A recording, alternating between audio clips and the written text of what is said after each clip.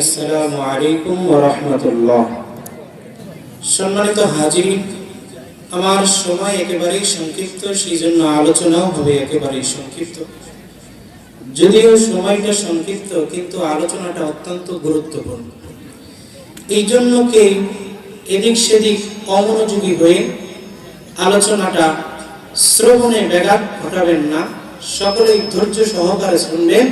আল্লাহ তাআলা যেন এই আলোচনার মাধ্যমে আমাকে আপনাকে উভয়কেই যেন সফলতা দান করেন। সকলেই বলেন আমিন।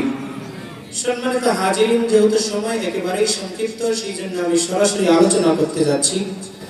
তো আমি আমার আয়াতে কারিমার ভিতরে আমার খুতবার ভিতরে যে আয়াতে কারিমা তেলাওয়াত করেছি, সূরা ফুরকানের 27, 28, 29 নম্বর আয়াত।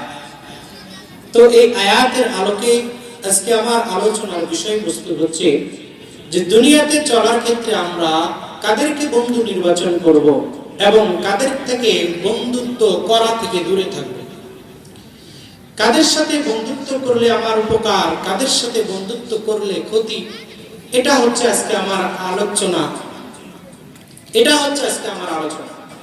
তো সম্মানিত হাজির, লক্ষ্য করে দেখবেন দুনিয়াতে যে ছেলেগুলো উশৃঙ্খল, বিভিন্ন নেশার সাথে জড়িত, মদ গাঁজার সাথে জড়িত, জুয়ার সাথে জড়িত, অবৈধ কাজের সাথে জড়িত, এগুলো আপোষ করে দেখবেন একটা ছেলেও জন্মগতভাবে কেউ নেশাখোর ছিল না, জন্মগতভাবে কেউ চরিত্রহীন ছিল না, জন্মগতভাবে কেউ কি ছিল না, লম্পট ছিল না, ডাকাত ছিল না, জন্মগতভাবে কেউ জুয়ারও ছিল না। কিন্তু একটা সময় এসে যখন তার বন্ধুদের সাথে সঙ্গ দেয়, জোয়ারুদের সাথে সঙ্গ দেওয়ার কারণে সেই ছেলেটা জোয়ারু হয়ে যায়। মদ গাঁজা সেবনকারীদের সাথে সঙ্গ দেওয়ার কারণে ওই ছেলেটা আস্তে আস্তে নেশা করা শেখে। অনুরূপভাবে বিভিন্ন অনৈতিক কাজে যারা লিপ্ত, তাদের সাথে সঙ্গ দেওয়ার কারণে আস্তে আস্তে ওই ছেলেটাও খারাপ হয়ে যায়। কিনা এই জন্য আরো লক্ষ্য করে দেখবেন যে বন্ধুত্ব এটা কেমন একটা জিনিস।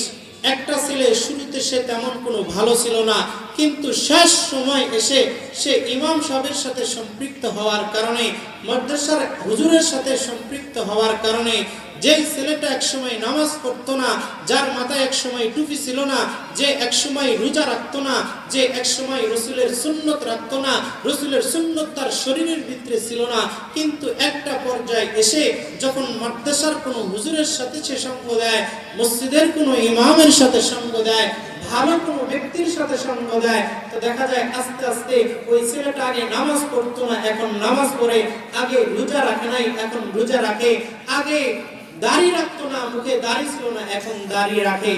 এমন ইতিহাস আপনাদের সামনে আছে কি নাই? এই জন্য আমাদের মুরব্বীরা একটা কথা বলে যে সৎ সঙ্গে স্বর্গবাস, অসৎ সঙ্গে সর্বনাশ। যদি আপনার বন্ধুত্বের সম্পর্ক ভালো হয়, ভালো মানুষের সাথে যদি আপনার বন্ধুত্ব হয়, তো জীবনটাও ভালো হবে। আর যদি খারাপ মানুষের সাথে আপনার বন্ধুত্ব হয়, তো জীবনটাও শেষ হয়ে যাবে। সম্মানিত হাজির, এই জন্য দেখা যাবে পরকালে এই বন্ধুত্বের সম্পর্কের কারণে যখন মানুষ জাহান্নামী হবে, জাহান্নামের পরোয়ানা তার জন্য জারি হয়ে যাবে, তখন সে শত আফসোস করতে থাকবে। আল্লাহ তাআলা সূরা ফুরকানের ভিতরে 27 নম্বর আয়াতে আল্লাহ তাআলা বলেন, ওয়া ইয়াউমা ইয়াউদ্দুজ যালিমু আলা ইয়াদাইহি ইয়াকুলু ইয়া লাইতানি ইত্তাখাযতু মা'আর রাসূলি সাবিলা। আল্লাহ তাআলা বলেন, হাশরের ময়দানে জালেমরা বন্ধুত্বের কারণে তারা আফসোস করবে আর বলবে, আল্লাহ তাআলা বলেন, ওই দিন তারা তাদের হাতের গোশতগুলো নিজের দাঁত দিয়ে কামড়ে কামড়ে ছিঁড়বে আর বলবে, ইয়াউমা ইয়াউদ্দুজ যালিমু আলা ইয়াদাইহি ইয়াকুলু ইয়া লাইতানি ইত্তাখাযতু মা'আর রাসূলি সাবিলা। আল্লাহ তাআলা বলেন, ওই দিন জালেমরা তারা হাতের গোশতগুলো কামড়ায় কামড়ায় ছিঁড়বে আর বলবে, হায় আফসোস, দুনিয়াতে যদি আমি ভালো মানুষের সাথে বন্ধুত্ব করতাম, দুনিয়াতে যদি আমি মসজিদের ইমামের সাথে বন্ধুত্ব করতাম, দুনিয়াতে যদি আমি মাদ্রাসার হুজুরের সাথে সম্পৃক্ত করতাম, দুনিয়াতে যদি আমি ভালো ব্যক্তির সাথে বন্ধুত্ব করতাম, তো আজকে আমার এই বিপদের সম্মুখীন হতে হইতো না। আল্লাহ তাআলা আরো বলেন, বন্ধুত্বের কারণে যখন মানুষকে জাহান্নামে নিক্ষেপ করা হবে, তখন সে আফসোস করে বলবে, ইয়া ওয়াইলাতা লাইতানি লাম আত্তাখিযু ফুলানান খলিলা। আল্লাহ তাআলা বলেন সূরা ফুরকানের 28 নম্বর আয়াতে আল্লাহ তাআলা বলেন, এই বন্ধুত্বের কারণে যখন মানুষের জাহান্নামের ফয়সালা হয়ে যাবে, তখন সে আফসোস করে বলবে, হে আল্লাহ, যেই বন্ধুত্বের সম্পর্কের কারণে আমার আজকে জাহান্নামে যেতে হইল, যেই বন্ধুত্বের কারণে আমি আজকে জাহান্নামী হইলাম, যেই বন্ধুত্বের কারণে আমি আমার পরকালকে নষ্ট করে দিলাম, হে আল্লাহ, আফসোস আফসোস। দুনিয়াতে জীবদ্দশায় যদি তার সাথে আমার সাথে কোনোদিন সম্পর্ক না হইতো, তাহলে আমার জন্য কতই না ভালো ছিল। বন্ধুগণ আমার, মুফাসসিরিনে কেরাম বলেন, এই আয়াতের ব্যাখ্যায় মুফাসসিরিনে কেরাম বলেন, এই আয়াতটা যদিও একটা বিশেষ ঘটনাকে কেন্দ্র করে অবতীর্ণ হয়েছে, কিন্তু এই আয়াতের যদিও একটা ঘটনাকে কেন্দ্র করে অবতীর্ণ হয়েছে, কিন্তু এই আয়াতের বিধান হচ্ছে ব্যাপক। ঘটনাটা হচ্ছে তাফসীরের কিতাবে লেখেন যে রাসূল আরবী সাল্লাল্লাহু আলাইহি সাল্লামের জামানায় উকবা ইবনে আবি মুআইত নামক এক ব্যক্তি ছিল। মক্কার মুশরিকদের অন্যতম একটা সর্দার ছিল উকবা ইবনে আবি মুআইত। উকবা ইবনে আবি মুআইত সে কোথাও সফরে গেলে সফর থেকে বাড়ি এসে এলাকার গণ্যমান্য ব্যক্তিদেরকে দাওয়াত করত, এবং কি প্রায় রাসূল সাল্লাল্লাহু আলাইহি সাল্লামকেও দাওয়াত করত, রাসূল সাল্লাল্লাহু আলাইহি সাল্লামের সাথেও সাক্ষাৎ করত। তো উকবা ইবনে আবি মুআইত তার প্রত্যেকবারের নিয়ম অনুযায়ী একবার সফর থেকে বাড়ি এসে এলাকার গণ্যমান্য ব্যক্তিদেরকে দাওয়াত করলো, সাথে সাথে রাসূল আরবী সাল্লাল্লাহু আলাইহি সাল্লামকেও দাওয়াত করলো। আল্লাহ রাসূল সাল্লাল্লাহু আলাইহি সাল্লাম উকবা ইবনে আবি মুআইতের বাড়িতে যখন গেলেন, রাসূল আরবী সাল্লাল্লাহু আলাইহি সাল্লামের সামনে যখন খাবার পেশ করলেন, তখন রাসূল আরবী সাল্লাল্লাহু আলাইহি সাল্লাম উকবা ইবনে আবি মুআইতকে বললেন, ও উকবা ইবনে আবি মুআইত, শোনো, আমি তোমার খাবার ততক্ষণ পর্যন্ত গ্রহণ করব না যতক্ষণ পর্যন্ত তুমি এই কথার সাক্ষী না দাও যে আল্লাহ তাআলা এক, আল্লাহ তাআলার কোনো শরীক নাই, এবং মুহাম্মদুর রাসূলুল্লাহ সাল্লাল্লাহু আলাইহি সাল্লাম আল্লাহ তাআলার রাসূল। এই কথার স্বীকৃতি যতক্ষণ পর্যন্ত তুমি দিবা না, ততক্ষণ পর্যন্ত আমি মুহাম্মদ তোমার বাড়ির খাবার গ্রহণ করব না। রাসূল আরবী সাল্লাল্লাহু আলাইহি সাল্লাম এই কথা বলার সাথে সাথে উকবা ইবনে আবি মুআইত রাসূলের হাতে ইসলাম গ্রহণ করলেন, কালিমা পড়ে নিলেন। এরপরে রাসূল আরবী সাল্লাল্লাহু আলাইহি সাল্লাম তার দেওয়া শর্ত অনুযায়ী উকবা ইবনে আবি মুআইতের বাড়িতে খাবার গ্রহণ করলেন। এইবার উকবা ইবনে আবি মুআইতের বাড়িতে খাবার গ্রহণ করার পর রাসূল আরবী সাল্লাল্লাহু আলাইহি সাল্লাম যখন উকবা ইবনে আবি মুআইতের বাড়ি থেকে চলে যায়, এখন চলে যাওয়ার পর উকবা ইবনে আবি মুআইতের একজন ঘনিষ্ঠ বন্ধু ছিল, যেই বন্ধুটার নাম হলো উবাই ইবনে খালফ। তো উবাই ইবনে খালফ যখন সে জানতে পারলো তার ঘনিষ্ঠ বন্ধু, এই ঘনিষ্ঠ বন্ধু সে মুহাম্মাদের হাতে ইসলাম গ্রহণ করেছে, সে অত্যন্ত রাগান্বিত হয়ে গেল। উকবা ইবনে আবি মুআইত তার ঘনিষ্ঠ বন্ধু উবাই ইবনে খালফকে বিভিন্ন ভাবে বোঝানোর চেষ্টা করলো এবং বলল, শুনো বন্ধুরে, আমার বাড়িতে আসছিল মুহাম্মদ সাল্লাল্লাহু আলাইহি সাল্লাম, কুরাইশ বংশের সবচাইতে সম্মানিত ব্যক্তি, কিন্তু আমার বাড়িতে যদি সে খাবার গ্রহণ না করে চলে যায়, এটা আমার জন্য অবমাননাকর বিষয় ছাড়া আর কিছু নয়। এই জন্য আমি তার মনের সন্তুষ্টির জন্য আমি তার হাতে ইসলাম গ্রহণ করেছি। উবাই ইবনে খালফ বলল, শোনো, তোমার এই ওজর আপত্তি আমি ততক্ষণ পর্যন্ত গ্রহণ করব না যতক্ষণ পর্যন্ত তুমি মুহাম্মদ সাল্লাল্লাহু আলাইহি সাল্লামের চেহারায় থুতু না মারবা। বলেন না নাউযুবিল্লাহ। আল্লাহর গোলাম উকবা ইবনে আবি মুঈত রাসূলের হাতে ইসলাম গ্রহণ করেছিল, কিন্তু বন্ধুর মনের সন্তুষ্টি অর্জন করার কারণে তার কপালটা দেখেন কেমন পোড়া। বন্ধুকে সন্তুষ্ট করার কারণে এক পর্যায়ে সে রাজি হয়ে গেল রাসূল সাল্লাল্লাহু আলাইহি সাল্লামের চেহারায় থুতু নিক্ষেপ করবে এবং কি এক পর্যায়ে করে ফেলল। আল্লাহ তাআলা উকবা ইবনে আবি মুঈতকে এবং উবাই ইবনে খালফকে এদেরকে দুনিয়াতেই আল্লাহ যে শাস্তি দিয়েছেন, তারা উভয়ই বদরের যুদ্ধে নিহত হয়েছে। কাজেই সম্মানিত হাজিরিন, দুষ্কর্মপরায়ণ বন্ধু, ধর্মদ্রোহী বন্ধু, কিয়ামতের দিন এই বন্ধু শুধু আফসোস আর অনুতাপের কারণ হবে না, বরং এই বন্ধুর কারণে তারা জাহান্নামী হবে। এই জন্য বন্ধুগণ আমার, অনেক মানুষ হাসরের ময়দানে দেখা যাবে আফসোস করে আর বলবে, হায় আফসোস, যেই বন্ধুর কারণে আজকে আমি জাহান্নামী হইলাম, যেই বন্ধুর কারণে আমার জাহান্নামে যেতে হইতেছে। যদি দুনিয়াতে তার সাথে আমার কোনোদিন সম্পর্ক না হইতো তো আমার কতই না ভালো ছিল। আল্লাহর গোলাম তাফসীরের কিতাবের ভিতরে বলেন, এই যে বন্ধুর কারণে আরেক বন্ধু অনুতাপের কারণ হইবে, এবং কি ওই উকবা ইবনে আবি মুঈত সে আফসোস করে বলবে, লাকাদ আদাল্লানি আনি যিকরি বাদা ইয জাআনি ওয়া কানা আশ-শাইতানু লিল ইনসানি খাযুলা। আল্লাহ আফসোস করে বলবে আর বলবে, লাকাদ আদাল্লানি আনিয যিকরি বাদা ইয জাআনি ওয়া কানা আশ-শাইতানু লিল ইনসানি খাযুলা। উকবা ইবনে আবি মুঈত বলবে, হায় আফসোস, আমার কাছে হেদায়েত আসার পর, আমার কাছে উপদেশ আসার পর আমার বন্ধু আমাকে পথভ্রষ্ট করেছে, আমার বন্ধু আমাকে জাহান্নামী বানাইছে। এই জন্য বন্ধুগণ আমার, আল্লাহ তাআলা সূরা যুখরুফের ভিতরে ৬৭ নম্বর আয়াতে আল্লাহ তাআলা বলেন, আল আখিল্লাহু ইয়াওমা ইযিন বা'যুহুম লিবা'যিন আদুউন ইল্লাল মুত্তাকিন। আল্লাহ তাআলা বলেন, ও দুনিয়ার মানুষ শুনো রে, যেই বন্ধুর কারণে মানুষ দুনিয়াতে অহংকার দেখায়, যেই বন্ধুর কারণে মানুষ গৌরব দেখায়, যেই বন্ধুর কারণে মানুষ দাম্ভিকতা প্রদর্শন করে, হাসরের ময়দানে এই বন্ধু বন্ধু থাকবে না। আল্লাহ বলে, যেই বন্ধুর কারণে মানুষ গৌরব দেখায়, হাসরের ময়দানে এই বন্ধু তার শত্রুতে পরিণত হয়ে যাবে। ইল্লাল মুত্তাকিন, তবে বান্দা শুনে রাখো, কেউ যদি মুত্তাকি ব্যক্তিদেরকে বন্ধু বানাইতে পারে, এই মুত্তাকি খোদাভীরু বন্ধু কখনো শত্রুতে পরিণত হবে না।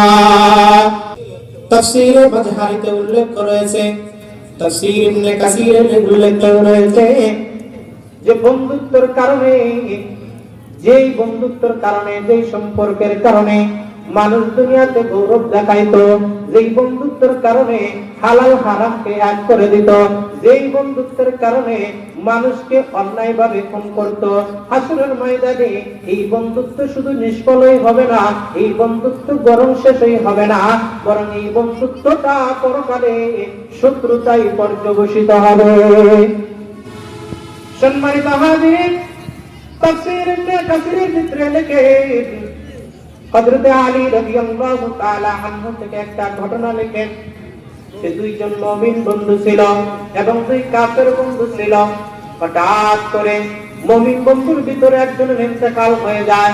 যখন ইন্তেকাল হওয়ার সাথে সাথে আল্লাহ তাআলা যখন তাকে জান্নাতের সুসংবাদ শোনাইলেন, তখন ওই বন্ধুর, দুনিয়ার বন্ধুর কথা মনে পড়ে গেলে, দুনিয়ার বন্ধুর কথা যখন মনে পড়বে, তখন সে আল্লাহর কাছে দোয়া করবে, আয় আল্লাহ, যেই বন্ধু আমাকে ইসলামের পথ দেখাইছে, যেই বন্ধু আপনার এবং আপনার রাসূলের আনুগত্য করার আদেশ দিয়েছে, যেই বন্ধুর কারণে আমি ইসলাম গ্রহণ করেছি, যেই বন্ধুর কারণে আমি নামাজ পড়েছি, যেই বন্ধুর কারণে আমি আপনার ইবাদত করেছি, যেই বন্ধুর কারণে আমি আপনার গোলামি করেছি, আয় আল্লাহ, আমার মৃত্যুর পর আমার দুনিয়ার বন্ধুটাকে আপনি পথভ্রষ্ট করবেন না। আপনি আমাকেও যেমন জান্নাত দিয়েছেন, আমার অমুক বন্ধুকেও তেমন জান্নাত জান্নাত দিবে। আমাকে যেমন, আমার উপর যেমন আপনি সন্তুষ্ট, তেমনি ভাবে ওই বন্ধুর উপর আপনিও সন্তুষ্ট থাকবেন। আল্লাহ তাআলা ওই ব্যক্তির জবাবে বলবে, এরে আমার গোলাম, আমি তোমার বন্ধুর জন্য এমন পুরস্কার রেখেছি যেটা দেখলে তুমি খুশি হয়ে যাইবা। কাল হওয়ার সাথে সাথে আল্লাহ তাআলা উভয়ের রূহটাকে একত্রিত করে দিবে। উভয়কে বলবে, এখন তোমরা একে অপরের প্রশংসা করো। তখন প্রত্যেকেই বলবে, আয় আল্লাহ, এই বন্ধু আমার আসল বন্ধু, সে আমার উত্তম বন্ধু। পক্ষান্তরে ওই যে দুই কাফের বন্ধু ছিল, কাফের বন্ধুদের ভিতর থেকে হঠাৎ করে একজনের যখন ইন্তেকাল হয়ে যাবে, যখন তাকে জাহান্নামের সুসংবাদ শোনানো হবে, তখন তার জীবনের বন্ধুর কথা মনে পড়ে যাবে। সে আফসোস করে বলবে, আল্লাহ, যেই বন্ধুর কারণে আমি ইসলাম গ্রহণ করি নাই, যেই বন্ধুর কারণে আপনার আদেশ মানি নাই, যেই বন্ধুর কারণে আপনার ইবাদত করি নাই, যেই বন্ধুর কারণে আমি আজকে জাহান্নামী হইলাম, আয় আল্লাহ, আমার মৃত্যুর পরে আমার ওই বন্ধুকে আপনি হেদায়েত দিবেন না।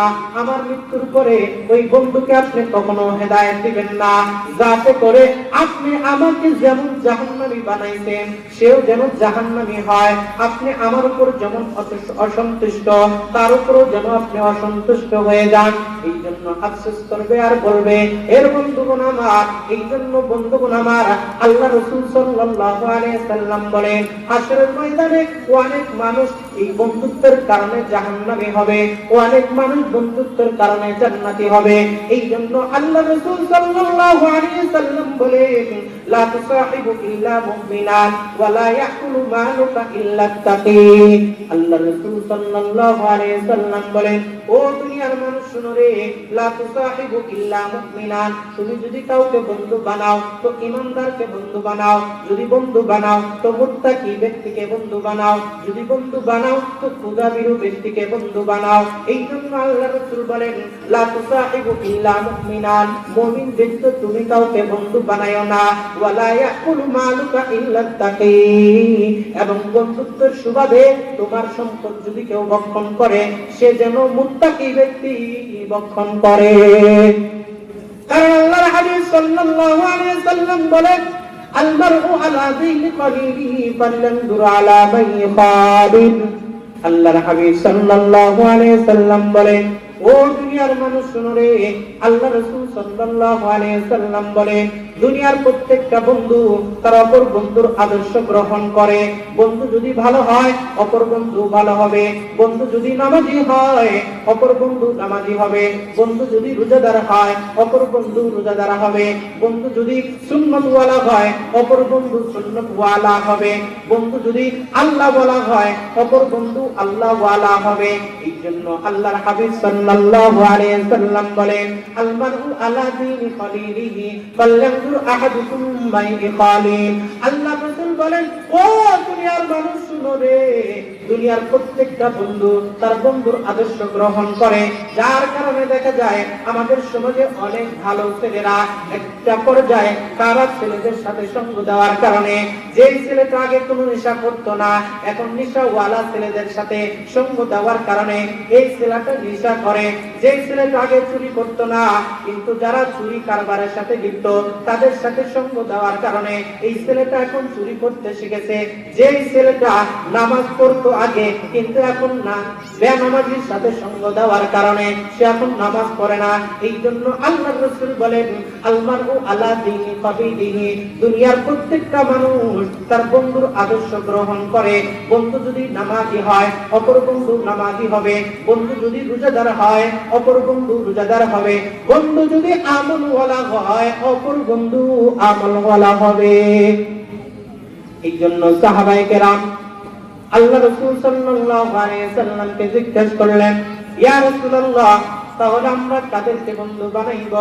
আল্লাহ রাসূল সাল্লাল্লাহু আলাইহি সাল্লাম বলেন, মান যাকারাকুমুল্লাহ মান যাকারাকুম বিল্লাহি রুয়াতাহু, দুনিয়াতে এমন ব্যক্তিকে বন্ধু বানাও যাদেরকে দেখলে আল্লাহর কথা স্মরণ হয়ে যায়। ওয়া জাদা ফি ইলমিকুম মানতিকাহু, এবং এমন ব্যক্তিকে বন্ধু বানাও যাদেরকে দেখলে, যাদের কথাবার্তায় তোমার ইলম হয়, যাদের কথাবার্তায় তোমার বিবেক বুদ্ধি বাড়ে।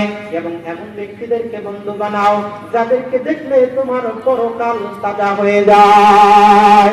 না, তো ইমানদারকে বন্ধু বানাও, দুনিয়াতে বন্ধু বানাইবা। নেককারদেরকে বন্ধু বানাও, দুনিয়াতে বন্ধু বানাইবা। সৎ মানুষকে বন্ধু বানাও।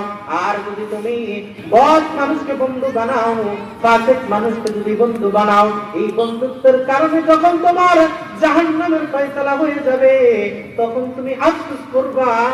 আর আফসোস করবা আর বলবা, হায় আফসোস, দুনিয়াতে যদি আমার অমুক ব্যক্তির সাথে কোনোদিন সম্পর্ক না হইতো, তাহলে আমার কতই না ভালো ছিল। কাজেই আল্লাহর গোলাম বন্ধু বানাইবো তো ভালো মানুষকে বন্ধু বানাইবো। ভালো মানুষের সাথে বন্ধুত্ব করার কারণে আল্লাহ তাআলা পরকাল আমার সুন্দর করে দিবে। ওই যার সাথে আমি বন্ধুত্ব করব, সে যদি জান্নাতি হয়, আমার আপনার জন্য সে জান্নাতের দোয়া করবে। আর যদি বদ চরিত্র ব্যক্তির সাথে আপনার বন্ধুত্বের সম্পর্ক হয়ে যায়, তাহলে সে যদি জাহান্নামী হয়, জাহান্নামী হওয়ার কারণে আপনার জন্য সে জাহান্নামের দোয়া করবে। কাজেই বন্ধুগণ আমার, আল্লাহ রাসূল বলেন, লা তুসাহিবু ইল্লা মুমিনান ওয়া লা ইয়াকুলু মালুকা ইল্লা তাকি। তুমি তোমার বন্ধুকে মুমিন ব্যক্তি ছাড়া বন্ধু বানায়ো না। এর আল্লাহর গোলাম, আল্লাহ তাআলা আপনাকে যে হায়াতের জিন্দেগিটা দিয়েছে, আল্লাহর হাবিব সাল্লাল্লাহু আলাইহি ওয়াসাল্লাম বলেন, লা তুজালু কুদামা ইবনে আদম। সম্মানিত হাজির, এই কথাই আমি বলতেছিলাম, অর্থাৎ সূরা ফুরকানের 27, 28, 29 এবং সূরা যুখরুফের 67 নম্বর আয়াতের আলোকে আজকে আমার আলোচনা যেটা ছিল, সেটা হলো কাদের সাথে বন্ধুত্ব করব। পরকালে দেখা যাবে আমরা যদি ভালো মানুষের সাথে বন্ধুত্ব করি তো পরকালীন জিন্দেগি ভালো হয়ে যাবে। আর যদি খারাপ মানুষের সাথে বন্ধুত্ব করি তো পরকাল আমার খারাপ হয়ে যাবে। অনেক মানুষকে দেখা যাবে পরকালে সেই বন্ধুর কারণে জাহান্নামী হবে। তখন আফসোস করে বলবে, হায় আল্লাহ, যেই বন্ধুর কারণে আমি জাহান্নামী হইলাম, যেই বন্ধুর কারণে আমার জাহান্নামে যেতে হইতেছে, দুনিয়াতে যদি তার সাথে আমার কোনোদিন দেখা না হইতো, দুনিয়াতে তার সাথে যদি আমাদের কোনোদিন বন্ধুত্বের সম্পর্ক না হইতো, তাহলে অন্তত আজকে আমার এই জাহান্নামী হতে হইতো না। এই জন্য সম্মানিত হাজিরিন, আমরা যতদিন বাঁচব তো আল্লাহ ওয়ালা ব্যক্তিদের সহবত গ্রহণ করব, ভালো ব্যক্তিদের বন্ধুত্ব, ভালো ব্যক্তিদের সাথে বন্ধুত্ব করব। আল্লাহ তাআলা সকলকে এই কথাগুলোর উপর আমল করার তৌফিক দান করুন, বলেন আমিন। ওয়া আখিরি দাওয়ানা আলহামদুলিল্লাহি রাব্বিল আলামিন।